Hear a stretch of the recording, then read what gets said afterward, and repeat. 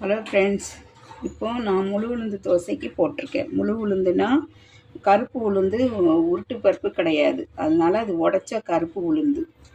அதனால் இது ரேஷன் அரிசி தான் போட்டிருக்கேன் ஃப்ரெண்ட்ஸ். இது 1.5 உலக்கு ரேஷன் அரிசி புழுங்கரிசி போட்டிருக்கிறேன்.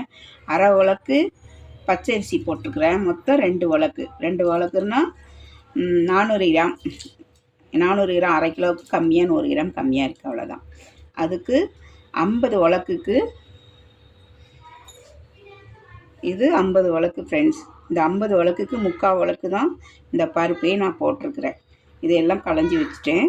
இந்த பருப்பு காலையிலேயே ஊற போட்டேன். களைஞ்சி நல்ல தண்ணி ஊற்றி வெந்தயம் போட்டு ஊற வச்சிட்டேன் ஃப்ரெண்ட்ஸ். இப்போ நம்ம உரலில் போடலாம்.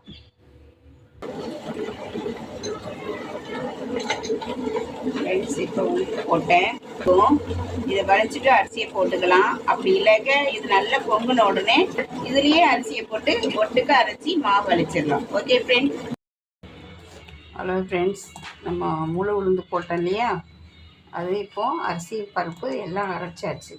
இப்போது நம்ம உப்பு போட்டு நம்ம கலரி இதை நம்ம புளிக்க விடலாம். புளிச்சதுக்கப்புறம் சட்னியும் முழு உளுந்து தோசையும் சுட்டு சாப்பிடலாம். Okay friends.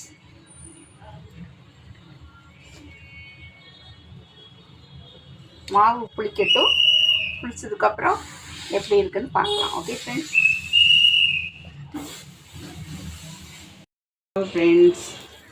முழு உளுந்து தோசை மாவு காலையில் அரைச்சி வச்சேன் ஃப்ரெண்ட்ஸ். இப்போ நல்லா புளிச்சிருச்சு. வெயில் நேரமாக நல்லா புளிச்சிருச்சு ஃப்ரெண்ட்ஸ். அதனால் அப்புறம் நம்ம சட்னி அரைச்சி வச்சிட்டோம். இப்போ நம்ம தோசை சுடுறோம்.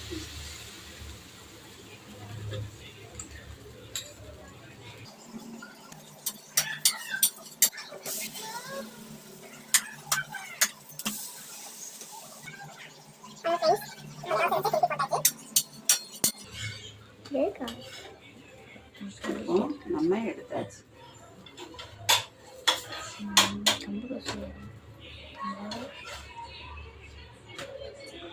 பாருங்க பேஸ், நல்லா கமன்னு முழு உளுந்து தோசை. அன்னைக்கு கம்பு மாவு தோசை நம்ம சுட்டோம், ஒரு சட்னி அரைச்சோம்.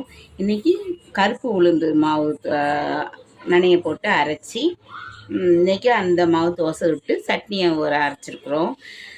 வாங்க ஃப்ரெண்ட்ஸ், சாப்பிட்லாம். சாப்பிட்டு எப்படி இருக்குன்னு சொல்லுங்கள். இன்றைக்கி என் பேத்தி இருக்கிறா, சாப்பிட்டு எப்படி இருக்குன்னு சொல்லுவாங்க. கமெண்ட் பண்ணுங்கள், லைக் பண்ணுங்கள். சட்னி தயாரிக்கலாம்.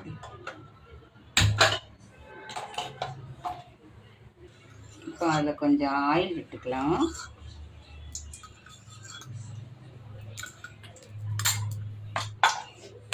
அதில்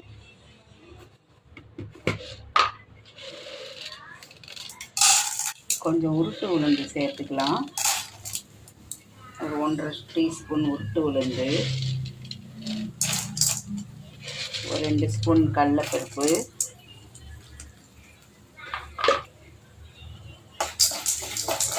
போட்டு நல்லா இது வறுத்துக்கலாம்.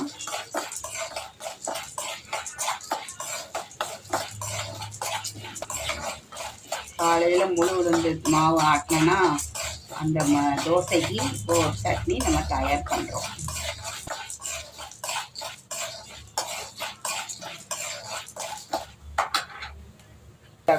ரெண்டு தக்காளி வெட்டியிருக்கேன் ஃப்ரெண்ட்ஸ், அதோடைய போட்டுக்கலாம்.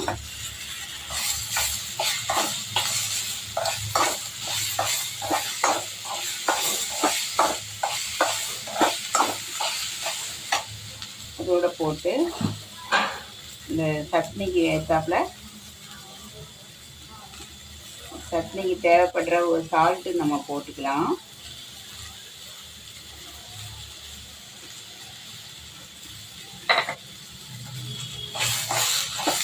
போட்டு நல்லா வதக்கலாம்.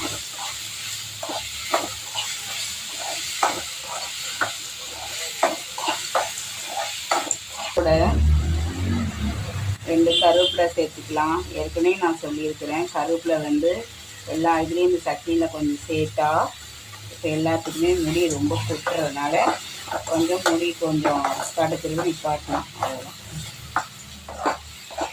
கருவேப்பிலை உடம்புக்கு நல்லது. அப்பப்போ இதில் சட்னிலலாம் 2 கருவேப்பிலை நம்ம சேர்த்துக்கலாம்.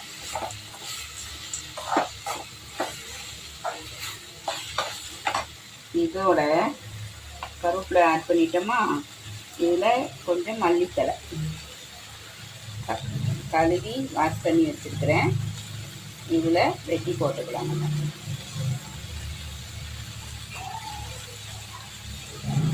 இதில் தேங்காய் கிடையாது ஃப்ரெண்ட்ஸ், இது மட்டும்தான். கடலைப்பருப்பு, உளுந்தம்பருப்பு, பெரிய வெங்காயம் தேவைக்கு தக்கன நம்ம எடுத்துக்கலாம்.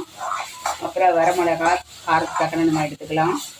அப்புறம் 2 கருவேப்பிலை, மல்லித்தலை கொஞ்சம், அப்புறம் 2 பூண்டு. அவ்வளோதான் ஃப்ரெண்ட்ஸு. இது புளியெலாம் எதுவும் தேவையில்லை. சால்ட்டெல்லாம் போட்டாச்சு. தேங்காய் வேண்டாம். இது அப்படியே நம்ம ஆறினோடனே நம்ம அரைச்சிக்கலாம். அரைச்சி சட்னி தாளிச்சிக்கலாம். ஓகே ஃப்ரெண்ட்ஸ்,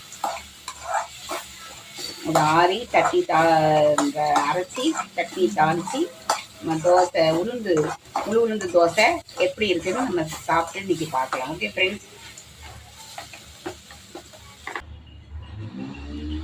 இப்போ சட்னி அரைச்சாச்சு. கொஞ்சம் உப்பு கம்மியாக இருக்குது, கொஞ்சம் காரமாக இருக்கிறதுனால அதனால் கொஞ்சம் உப்பு ஆட் பண்ணிக்கிறேன். இப்போ நம்ம இந்த சட்னிக்கு தாளித்து பண்ணிடலாம். அதில் எண்ணெய் ஊற்றி